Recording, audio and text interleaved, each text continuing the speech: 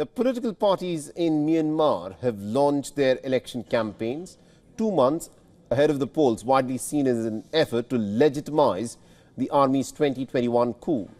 Now, the election comes amidst continued violence in many parts of the country and under mounting international criticism.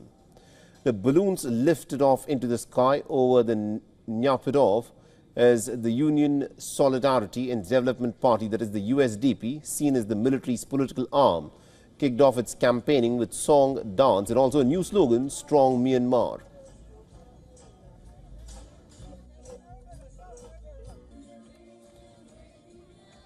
Now, the event, in fact, drew hundreds of supporters, many of them wearing the party's green T-shirts. Senior figures, including cabinet members and former generals, led the rally.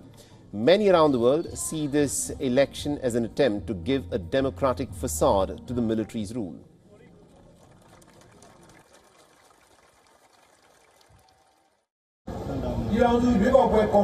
The election campaign will be conducted in strict compliance with the laws and instructions set by the Union Election Commission.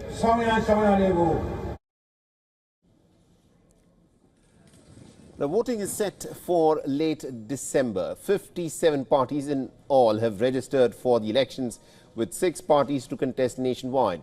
Now, voting will initially be held in only about 102 townships, with about 100 more to be covered in the second phase. The military leader Min Aung says that polls can't be held in all 330 townships because of continued fighting in several areas.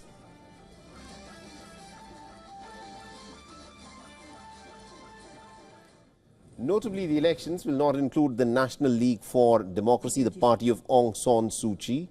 The party has been banned since it refused to take part in what it called a sham process. The critics have warned that continued fighting in many parts of the country makes a credible election impossible.